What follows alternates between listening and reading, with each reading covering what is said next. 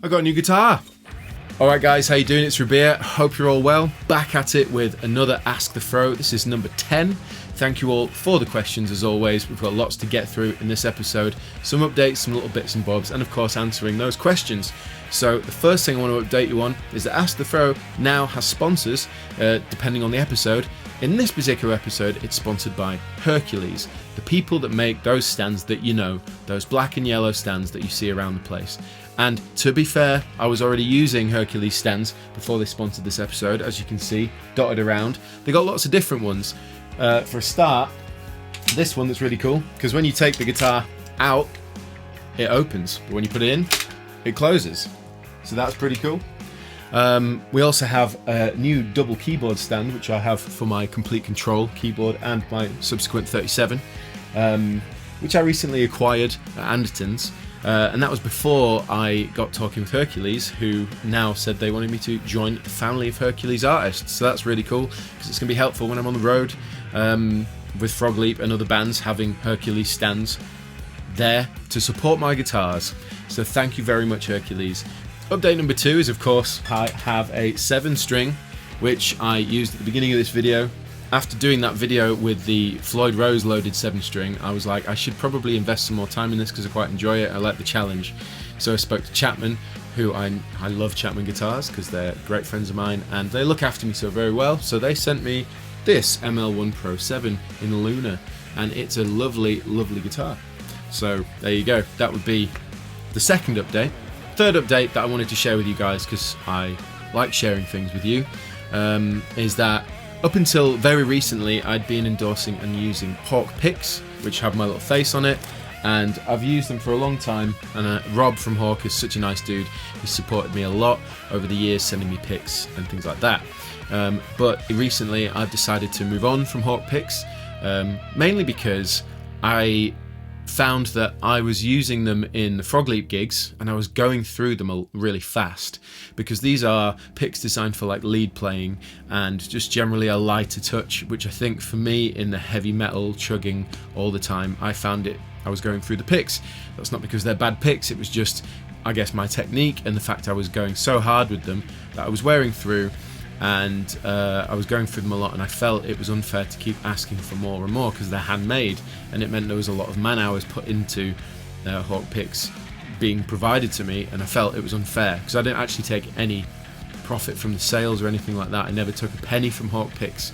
I just wanted to promote them as a brand that I enjoyed using, because I think they're great. On top of that, people at gigs wanted picks, which you have every right to ask for a pick because that's a cool thing. I would love to get a pick from a band that I saw play. And when you have a finite amount that costs a lot of money and they're quite precious, it was one of those things where you're like, I can give you it, but I only have like 5 left, and then if I run out or they break, then I'm just like, I'm pickless. So I always felt a bit stingy at gigs, being like, I'm sorry, but you can't have a pick. So I should be able to give picks to people that want them. So I didn't think it was fair to get these picks from Hawk and then just hand them out willy-nilly, because they cost so much money to make and produce, and it just didn't feel right. So I thought it was better for everybody if I left. It's all left on good terms. I spoke to Rob at Hawk and we had a good chat, and it was just basically, amicable. I just wanted to say thank you to Hawk for supporting me all these years, and I've really enjoyed them, and I still think they're fantastic picks. But on that front, I now don't have a pick endorsement, if you want to call it that. I'm trying out stuff, and I'm in talks with a couple of people, and so hopefully I'll have an update for you soon on the pick front. But that was the third update for this video. So now we can get on with Ask the Fro. I am your host, Rabea, and this is my Afro. You got questions for me? I'm going to answer them. First question is from Louis Coutelier. I don't think I said your name right. Probably didn't, because I'm terrible with that kind of thing, so I apologise if I said it wrong. In any case, he says, "Hi Bea, thanks for being a daily inspiration to me." Thank you for thinking that. He says, "I was wondering one thing about Tosca. Did you progress and get skills uniformly as a band, or was it like a competition between you, Dave, and Ben?" It's quite an interesting question. I think we played a lot together over the years, jamming and writing music and playing together in the same room. So I think there's quite a lot to be said for progressing as a band, as a group of people. Yeah, we definitely did do that. But then obviously in your own time when you play by yourself, that's another time to progress and practice and brush over things and just soak up music and try and apply that to your instrument and get better that way. So I don't obviously monitor Dave and Ben's activity daily or anything like that, but when I'm at home I play a lot of guitar, and obviously it's easier for me to rehearse guitar than it is for, say, Ben to get. He doesn't have a drummer or anything, he has to hire a place, but also he's a dad now, so he has less time. He runs a business. What I do for a living is this, I make YouTube demos, I play in bands, write music, so I'm always playing my instrument. So and with Dave working with Chapman Guitars, and Dave never really sat and practiced bass. In fact, he played more guitar at home than he does bass. He's just really good, so he didn't have to worry. But I think, as a band, you progress sort of at a similar rate. But I definitely feel like, in your own time, that's kind of up to you how much progression you do and how much you can allow yourself to progress. And I'm always trying to push the boundary personally. Can't speak on behalf of Ben and Dave. So I don't know if that answered your question, but I would just say that, the more time you spend with musicians together, playing together, the more likely you are to progress as a team. Next question is from Just Me. He says, question, when playing live, how do you handle your sound when switching from standard to baritone? MIDI settings, EQ pedal, quick turn of the amp dials? The short answer is I don't do anything different. The long answer would be, part of the reason that I designed the baritone and the ML3 Beer Smoke and baritone versions with the same specs, as in the alder body, the maple cap, the Paduke neck, the ebony fretboard, was for that very reason. I didn't want to have to pick up another guitar and then suddenly have to change everything real fast, because it's stressful and sometimes you get it wrong, sometimes it's not going to work, sometimes it doesn't sound right. So if I got the specs as close to each other as possible, it meant that was going to carry across. Now obviously different scale length, different thicknesses of strings do contribute to that. The fact there's a trem on the Smoke version and there isn't a trem on the baritone version, also that's a contributing factor. But generally speaking, they sound pretty damn close.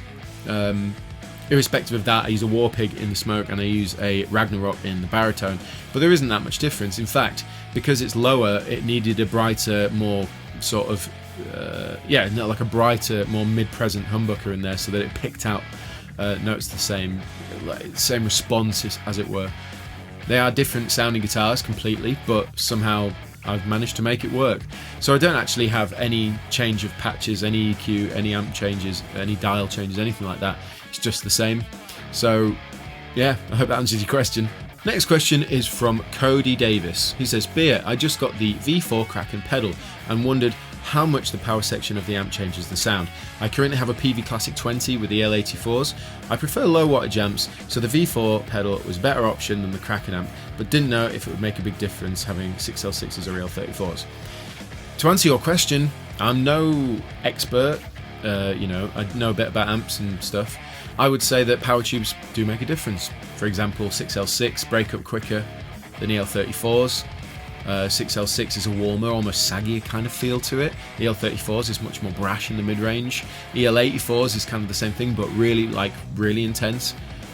Not really intense, but EL84 is that British bark, 6V6 again is smoother. It really depends. You could put that V4 pedal into the effects loop of a 6L6 amp and do the exact same settings, move it across to an EL34 amp, and you would notice the difference. There'd just be more mids. One's smoother, one isn't. That's why I have a 6L6 Kraken and an EL34 Kraken, because I want to mix up the two power tubes because they have different responses, different feels, different dynamic range, all that kind of stuff. Preamp tubes are as important as power amp tubes in terms of the coloration of your amp sound. So it does make a big difference. So it is worth, the beauty of the V4 series is that you can try out and audition loads of different power tubes in amps to see what works for you. So you might find that you really love an EL84 power section for the kind of stuff you do, and you try it in a 6L6 and go, this sounds completely different, I'm not enjoying this. So exactly that's why it's a beautiful thing, having the V4 preamps. And just to reiterate, the whole thing with the V4 pedals is not to go in front of an amplifier, they're to go in the effects loop to slave the power section, so that you can use it as if it was a Kraken amp with an EL84 power section, or a 6V6 power section, or a KT88 power section. It's all a case of just trying things out and see what works for you. So I would say, to answer your question, yes, it makes a big difference. So try things out, see what you like, and hopefully you'll find the tone that you are searching for. Next question is from George Hale. He says, "Hey Rabea, love the Q&A videos. Keep them coming as long as you're into it. I'm into it if you guys are, so thanks for letting me know that you are." He says, "Not sure if you've been asked this before, but if you had a chance to create a signature guitar with a company other than Chapman, what company and model would you choose, and what would you do to make it your signature?" That's a great question. It's a really hard question to answer, and the first thing that comes to my mind is I would go and get a Fender Strat. That's because I love playing Fenders. I love playing Fender Strats, but you can't make a Fender Strat your signature other than the colour, really, because it's a Fender Strat, so you wouldn't change it. And it's weird because obviously, like, my guitar that I use in Chapman has, humbuckers, and it's a very different thing to a Strat. But it's almost like I just don't think I'd. There are so many good guitar makers, guitar luthiers, guitar builders out there. Loads of people that you see all over the place. Obviously, there's all the main ones. You're talking your Gibsons, your Fenders, your PRSs, your Gretsch, your Duesenbergs, big names, and then you've obviously got your Schecters, your Ibanezes, your Jacksons, your Charvels. Like, there's all these huge brands. Then you've got your Kiesels, you've got your Carillions, you've got your Hufschmid, you've got Mayonnaise. Like, you've got all these amazing brands, right? Nowadays, Aristides. Like, there are so many that it's like, surely they all do something similar, but in their own way. Because that's what, it's a guitar. It has wood, it has neck, has a body, has humbuckers, has a trem or a hardtail, strings, tuners. Like, they're all within a ballpark. But honestly and truthfully, if I wasn't with Chapman Guitars and I didn't make my own signature guitar with Chapman, nowadays I just think to myself, I'd play a Strat if I didn't. Particularly, what do I feel like the guitar that speaks to me the most, like what's my sound outside of what I know and love with Chapman, is to play a Fender, really, to play a Fender Strat. I don't know what that says, and I don't think that's very controversial. I think a lot of people would agree that, Fenders make fantastic guitars. But yeah, I don't know if that answers your question. I think to make it a signature, maybe just put a little Afro on the headstock, like a physical little bit of Afro hair in the head. Next question is from Lucas Mastrapasqua. I don't know if I said your name right. I'm sorry if I didn't. It says, "Hey Bea, I really love the video you did quite a while ago showcasing your dual amp rig with your massive pedal board, and was wondering if the board has changed or evolved since that video. The video is the reason I subbed to your channel, and I still go back and watch it on occasion to this day." Well, thank you very much for asking that question and for watching that video and for enjoying it. Yes, if you haven't seen that video, it's my dual amp rig overview, where I show the Krakens with my big gig rig powered Strifector fuzzy beast pedal board that I use for Tosca and for Dorje and for anything that I do live, really. To tell you the truth, it hasn't really changed much. The Strifector is plugged in, and then I've still got the Buffalo effects. I have the Germanium fuzz. I have a second one now. But I've still got the Thunderclaw in there. I've still got the Coopersonic Germaniac, got the Pog, got the two Buffalo effects Germaniums. The Mesa Flux drive's still on there, but now I've swapped out the hum eliminator for a Layla P-split, like hum canceller, and then I always leave an area clear for other pedals to try out and to try different things. I know for a fact that the Keeley Synth 1 is going on the board as soon as I get to practice next time, because if you've seen that demo, it's an absolute beast and I really liked it. And the Precision Drive was on there here and there. To tell you the truth, using a Precision Drive or a Maxon OD8 or like the TS808 or anything was there to see if it would affect, for the heavy stuff, if I needed that tube screamer in front of that heavy tone. But to be honest, I found that it didn't work for the way I played. And the Super Krakens now have a built-in boost, which I would use in replace of a tube screamer or anything like that anyway, because it's tuned for the amp. So I'm yet to actually. What I need to do is take the two Super Krakens with the pedal board and program it all together into MIDI. I haven't had a chance yet. I shot some playthroughs recently for Tosca, and I'm still using the other Krakens because they do the job and they're all patched up with all the patches on the gig rig, and I haven't had a chance yet to reprogram my amp and pedal board to work with the Super Krakens. So the biggest change coming is going to be programming that board to work with my Super Krakens. for all the festival shows and touring this year. So other than that, yeah, like I said, I'm swapping out pedals like the synth one. I try weird stuff to see if I can find anything that I like the Octahive by Beatronics, that kind of thing. I've been sent a Strymon Volante, which I'm going to be doing a demo of, and I was wondering whether that would replace the Timeline, although I'm not sure it would, but it would definitely go on the board for a time to see how I would work with it. So hopefully that answered your question.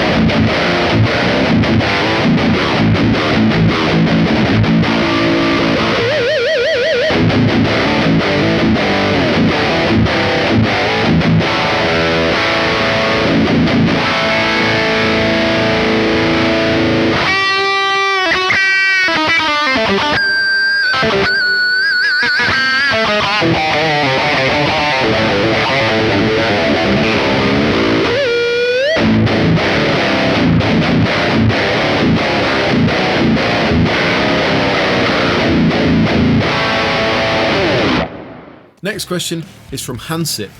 He says, Bea, do you still use your JVM? It's my JVM 410 there. It's my first ever tube amp.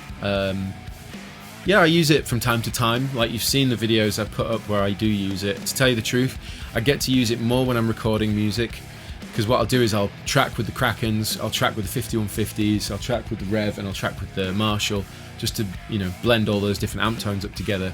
And of course as well the Kemper I use. Obviously it doesn't get used anywhere near as much as it used to do. It's been on a lot of tours with Dorje, it's done a lot of recording over the years. I've had it retubed I think twice in its life, and it had an output transformer blow on it years back.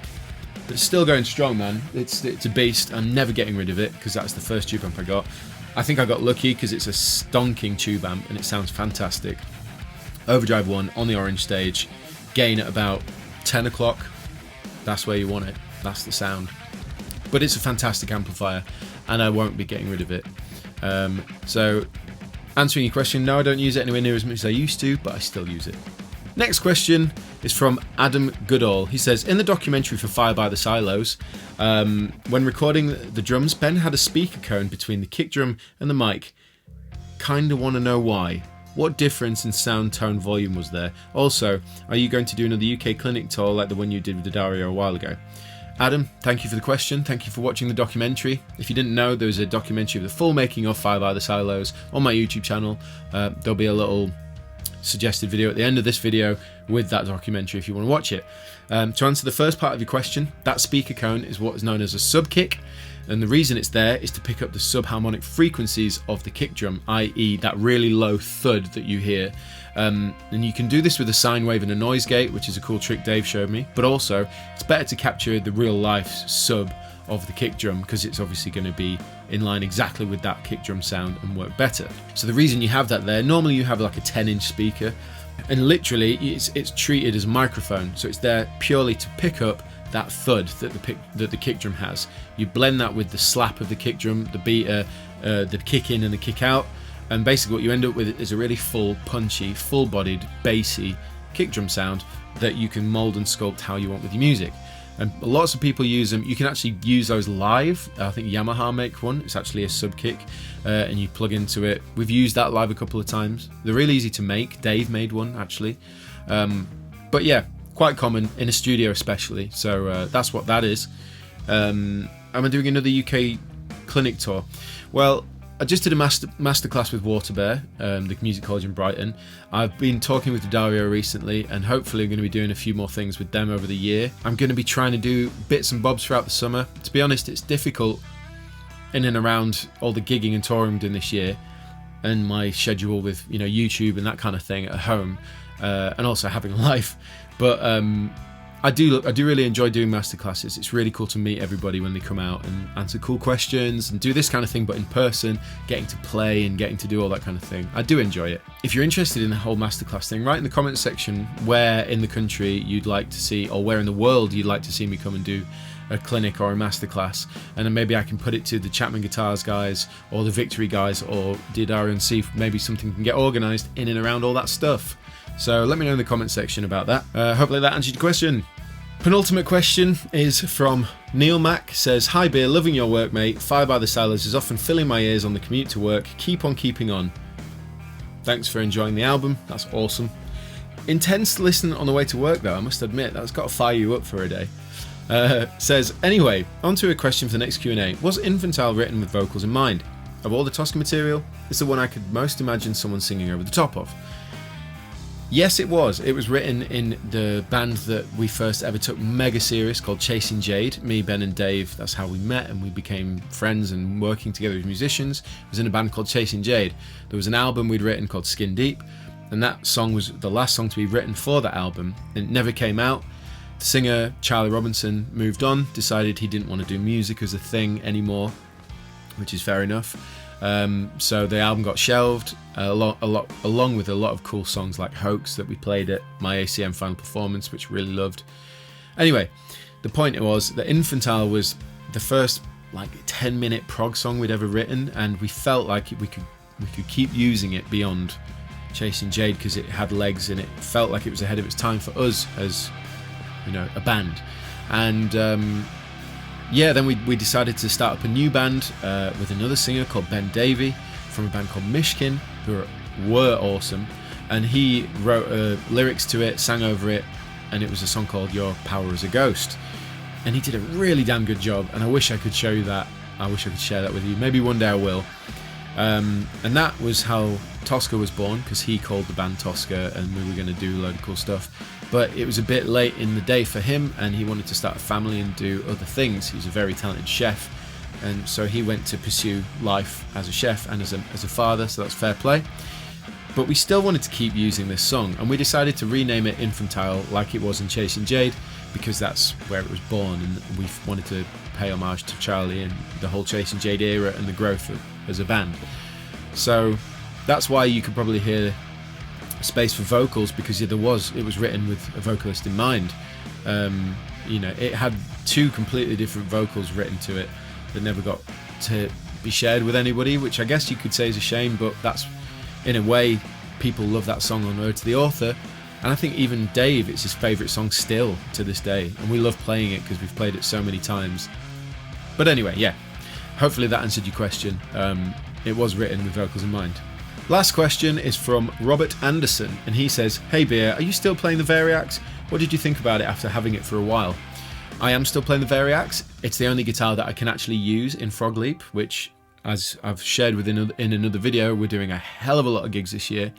So yeah, I've actually got a white one now, a pearl white one, and the black one, 25.5 inch scale version. I am using them because it's the only guitar I can use in Frog Leap, because we've got to change tunings mid song, different patches. I've got to be an acoustic, I've got to be a banjo, I've got to use all these different effects. So it's the Helix Variax combination, and Line 6 Shuriken Variax is the only guitar that can provide that technology. If Chapman had a Variax, I'd be using a Chapman guitar, of course, but they don't, so I use the Line 6 Variax, the Shuriken Variax, and it's great. I love it. And after having it for a while, I would say, I think because of the way it works with the tuning and stuff, there's a very split-second latency, which it's almost like when you're in a studio and you're recording and you'll feel that tiny bit of latency as it comes through the monitors. It's like that, and it's fine, especially for rhythm playing and all the stuff we do in Frog Leap. I would say that it sometimes makes lead live when we're in in-ears, sometimes feels a bit unnatural, and I sometimes struggle to get into it and feel it when I'm playing live, but that's like the very, very small con in the big overarching pro that is I can do all these different sounds and feels and vibes with one guitar and one pedal board. So it's a worthy trade-off in my eyes. I think it's a fantastic piece of kit. I fully endorse the idea of using this in Frog Leap, and I'm really grateful that Line 6 have given me the gear to use. So yeah, after having it for a while, I'd say it's great. If you need that kind of gear, then I recommend it because I think it does a fantastic job. So yeah, there you go. And that would conclude this episode of Ask the Fro, number 10. It was a bit longer than normal because I did have a few updates I wanted to share with you, and obviously now that we've got sponsors on Ask the Fro, I want to say thanks again to Hercules for sponsoring this video, and for obviously providing us with great quality stands that, you know, I already used, but you know, if you use them, nice one. Basically, thank you all for the questions. If you've got any more questions, put them in the comment section below. I will answer them on the next Ask the Fro. If I didn't answer any in this particular video, I'll be using them in the next video to answer for you. So don't worry about that. Thank you all. Thanks for the questions. I've been Rabea, and I'll see you all very soon.